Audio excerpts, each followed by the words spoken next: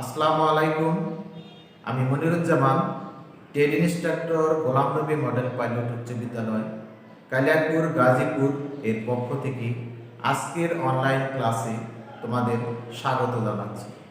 প্রিয় শিক্ষার্থী, আমার হাতে একটি জিনিস লক্ষ্য করো। এই জিনিসটি তোমরা সবাই দেখেছো। যাদের বাসায় টিভি আছে তাদের রিমোটটা খুললেই আমরা এই জিনিসটি লক্ষ্য করতে পারি। অনেকেরই ভুল ধারণা আছে যে জিনিসটির নাম হলো ব্যাটারি। আসলে জিনিসটার নাম ব্যাটারি নয়, এটা হলো একটা সেল। ডিসি বিদ্যুতের জন্য এই সেলের গুরুত্ব সবচেয়ে বেশি, কিন্তু এই একটি সেলে উৎপাদিত ভোল্টেজের পরিমাণ খুবই সীমিত।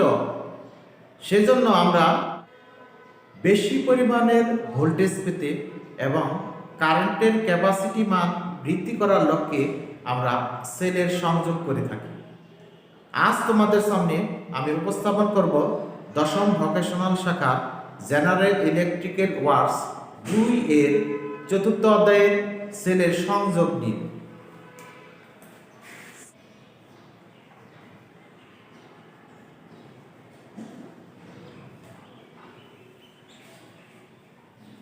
সেল সংযোগ অনেক ক্ষেত্রে ভোল্টেজ ও কারেন্টের পরিমাণ বৃদ্ধি করার জন্য নির্দিষ্ট নিয়মে কতগুলো সেলকে একত্র করার প্রয়োজন পড়ে।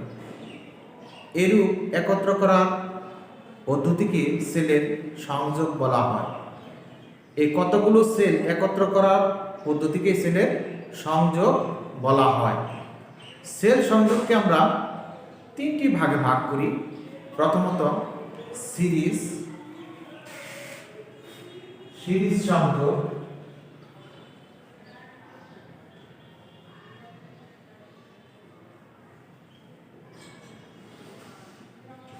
প্যারালাল সংযোগ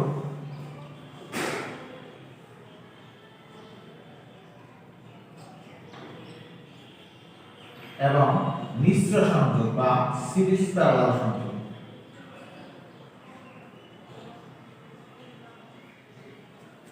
অনেক সময় তোমাদের পরীক্ষায় প্রশ্ন আসে যে সেল সংযোগের প্রয়োজনীয়তা কি।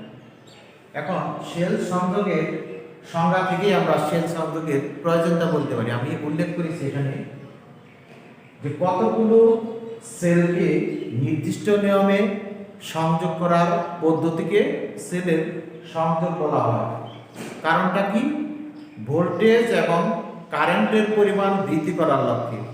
তাহলে সেল সংযোগের মূল প্রয়োজন হলো ভোল্টেজ অথবা কারেন্টের পরিমাণ বৃদ্ধি করার জন্য আমরা সেল সংযোগ করে থাকি। তাহলে সেলের সংযোগকে 3 ভাগে ভাগ করছে। একটা হলো সিরিজ সংযোগ, প্যারালাল সংযোগ, মিশ্র সংযোগ। আরেকটা কথা বলে রাখা প্রয়োজন, যখনই আমরা সেলটা সংযোগ করব, সেটা সিরিজ হোক, প্যারালাল হোক বা মিশ্র হোক, তখনই সেটা ব্যাটারি নামে নামকরণ হবে। তার আগে সেল কখনো ব্যাটারি হবে না। যখনই আমরা সংযোগ করব তখনই সেটা হয়ে যাবে ব্যাটারি। তো প্রিয় শিক্ষার্থী, চলো প্রথমে আমরা সিরিজ সংযোগের সংজ্ঞা জেনে নিই। সংজ্ঞা জানার পূর্বে আমরা একটা চিত্র বোঝার চেষ্টা করি যে সিরিজ সংযোগের চিত্র যদি আমি বুঝতে পারি তাহলে অবশ্যই সিরিজ সংযোগের সংজ্ঞা আমরা খুব সহজেই দিতে পারবো। চলো আমরা একটা চিত্র অঙ্কন করি।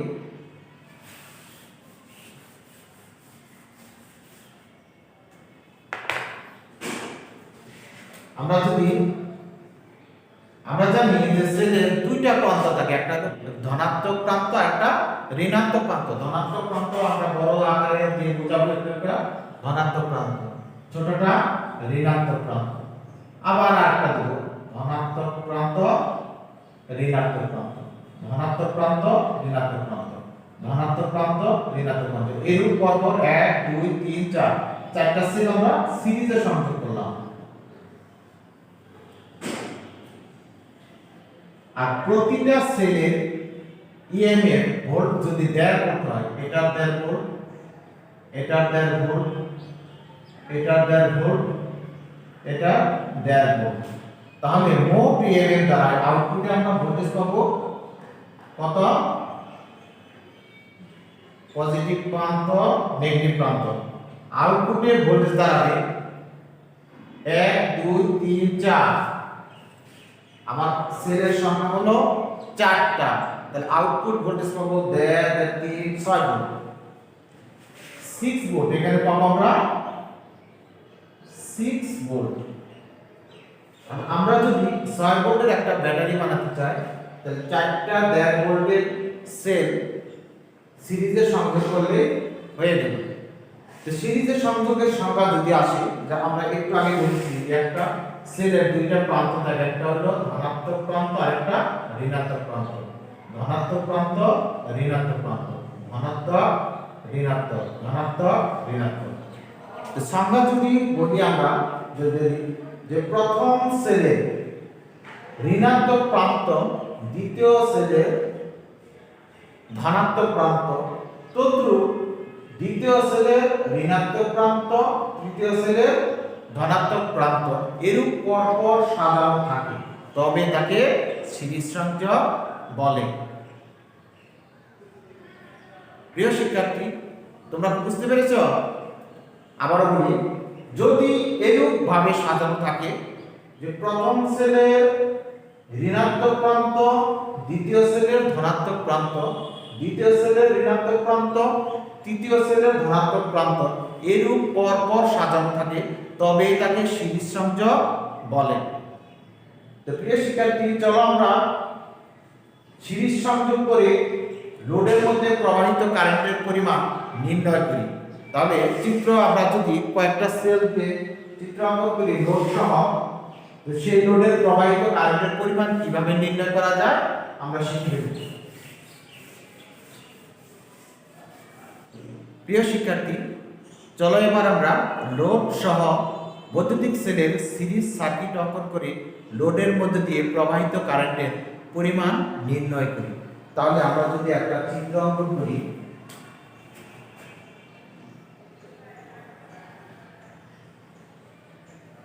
এখানে ব্যাটারি কয়টা সেল কয়টা আছে আমি জানি না, আননোন।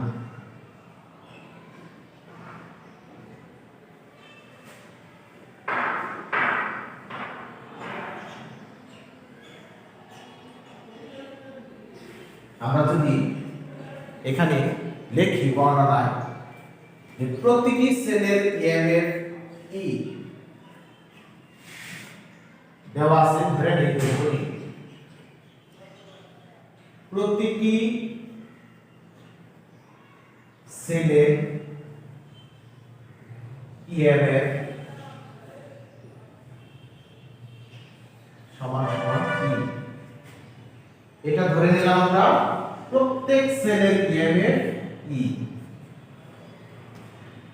আর কি দেব? প্রতিটি সেলের অভ্যন্তরীণ রোধ, অভ্যন্তরীণ রোধ, অভ্যন্তরীণ রোধ আমরা দিলাম আর। এই প্রত্যেকটা সেলের অভ্যন্তরীণ রোধ আছে আর। সংযুক্ত লোড, যে লোডটা সংযুক্ত করছি এই লোডটা দিলাম আমরা আর। একটা দিচ্ছি আমরা স্মল লেটারের, একটা হলো ক্যাপিটাল লেটার। সংযুক্ত লোডের রোধ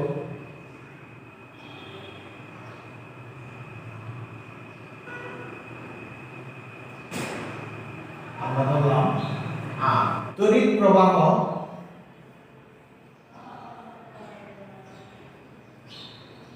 I, এই সার্কিটে প্রবাহিত কারেন্টের পরিমাণ হলো I, এবং সেলের সংখ্যা, সেল সংখ্যা আমি বলছি সেল সংখ্যার মান আমি জানি না, কয়টা সেল আছে এখানে জানা নেই। সেল সংখ্যা দিলাম আমরা n, এই সেলের কয়টা সেল আছে আমরা জানি না, তাহলে n সংখ্যক সেল আমার আছে ধরে নিলাম এখানে। n সংখ্যক সেল যদি হয় তাহলে সিরিজে সংযুক্ত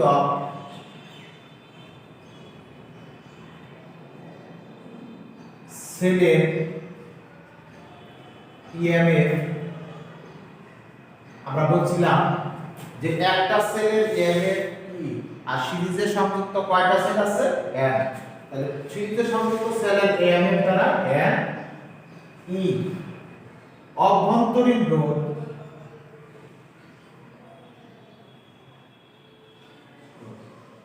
যেহেতু একটা সেলের অভ্যন্তরীণ রোধ আছে আমার r তাহলে কয়টা সেল n সংখ্যক সেল তাহলে অভ্যন্তরীণ রোধ হবে n r এরপরে ধরছিলাম আমরা সংযুক্ত লোডের রোধ সংযুক্ত লোডের রোধ তাহলে সংযুক্ত লোডের রোধ ধরছিলাম আমরা r ওহম তাহলে মোট রোধ হলে মোট রোধ দাঁড়ায় এই অভ্যন্তরীণ রোধ nr প্লাস সংযুক্ত রোধ r আমরা পূর্বে বলেছিলাম যে লোড সহ সিরিজ সংযোগ করে কিভাবে সে সার্কিটের প্রবাহিত কারেন্টের পরিমাণ নির্ণয় করা যায় সেটা আমরা বের করব যে এখানে প্রবাহিত তড়িৎ প্রবাহের মান ধরা হয়েছে কত I তাহলে I এর মান যদি আমরা বের করি তড়িৎ প্রবাহ দ্বারা এখানে যে তড়িৎ প্রবাহ I সমান সমান N E সিরিজে সংযুক্ত সেলের রিঅ্যাকশন কত দাঁড়াইছে N E ডিভাইডেড বাই তাহলে মোট রোধটা কত N R প্লাস R তাহলে তড়িৎ প্রবাহ I equal N E divided by N R plus R আমরা এই সূত্রটা যদি মনে রাখতে পারি তাহলে খুব সহজেই সেল সংক্রান্ত অর্থাৎ সেলের সিরিজ সংযোগ সংক্রান্ত যে কোনো সমস্যা সমাধান করতে পারবো তো চলো প্রিয় শিক্ষার্থী আমরা তোমাদের এই চতুর্থ অধ্যায়ে সিরিজ সংযোগের একটি সমস্যা সমাধান করি যা তোমাদের মূল বইয়ে অন্তর্ভুক্ত আছে তা আমরা মূল বইয়ের প্রশ্নগুলো আগে উঠে নিয়ে তারপরে প্রশ্নটা সলভ করার চেষ্টা করি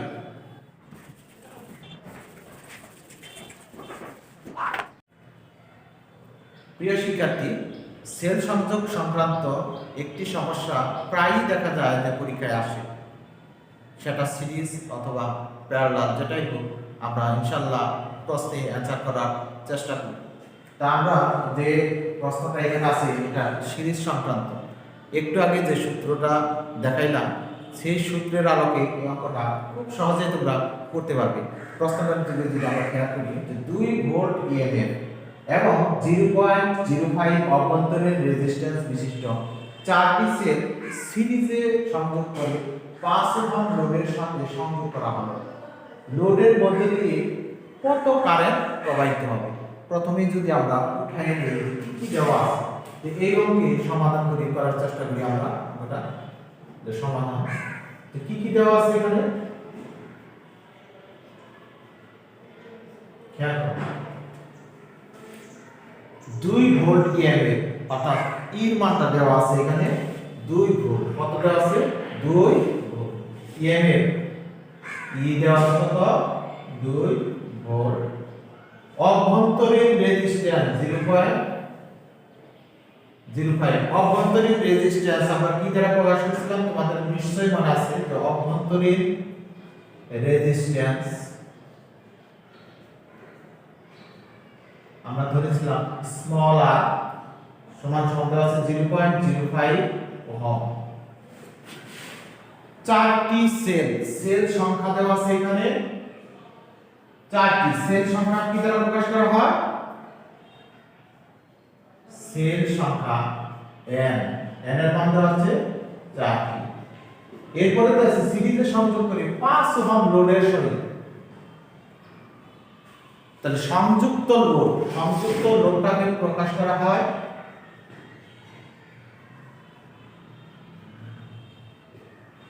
ক্যাপিটাল R আর সমান কত 5 ওহম আমার নির্ণয় করতে বলছে লোডের মধ্যে দিয়ে প্রবাহিত কারেন্টের পরিমাণ একটু আগে সূত্রটা আমরা প্রস্তুত করেছিলাম যে প্রবাহিত কারেন্টের পরিমাণ প্রবাহিত কারেন্টকে প্রকাশ করে I দ্বারা এই I টাই আমার নির্ণয় করতে বলছে যা ইকুয়াল ওয়াট একটু আগে যে সূত্রটা করেছিলাম এই সূত্রের আলোকে যদি আমরা সমস্যার সমাধান করি, যে আমরা জানি, আমরা যদি লিখি এখানে, যে আমরা জানি আই আই সমান সমান কি সূত্র করেছিলাম, যে এর E divided by R plus n r. এখন মানটা যদি বসাই দিই সমস্যাটা সমাধান হয়ে যাবে খুব সহজে। তো মানটা বসাই আমরা n এর মানটা কি পাইছিলাম এখানে 4, n ইকুয়াল 4, e এর মান হলো 2, আর কত 5 প্লাস n এর মানটা 4 আর r এর মানটা স্মল r কত 0.05। তাহলে দ্বারা 4 দুগুণে 8 ডিভাইডেড বাই 5 প্লাস 5 4 20, তার মানে 0.2। একটু খেয়াল করো, আমরা যদি ক্যালকুলেশন করি 8 ডিভাইডেড বাই 5.2, আমরা ভাগ করে দেখি কত দাঁড়ায় রেজাল্টটা। 8 ভাগ 5.2 ইকুয়াল 1.538। আমরা রেজাল্টটা নামাই দেব 1.538। কার মান বের করব? প্রবাহিত কারেন্ট এর একটা একক আছে, তাই না? যে প্রবাহিত কারেন্টের একক অ্যাম্পিয়ার, তাহলে আই এর এককটা হবে এত অ্যাম্পিয়ার। খেয়াল করো শিক্ষার্থী, যদি আমরা এই সূত্রটা জানা থাকে এবং প্রতীকগুলো সম্পর্কে আমরা জানতে পারি, যে এন দ্বারা কি বোঝায়, ই দ্বারা কি বোঝায়, আর দ্বারা কি বোঝায়, এগুলা যদি আমরা পূর্বেই জানা থাকে তাহলে এই অঙ্কগুলো করা খুব কঠিন বিষয় না। আশা করি প্রিয় শিক্ষার্থী তোমরা অঙ্কটি বুঝতে পেরেছ। পরবর্তী ক্লাসে যদি সময় পাই তাহলে আমরা প্যারালাল সংযোগ নিয়ে আলোচনা করব। আজ এই পর্যন্তই। তোমরা ভালো থাকো, সুস্থ থাকো এবং নিরাপদে থাকো সে কামনাই করি। আল্লাহ হাফেজ। আসসালামু আলাইকুম।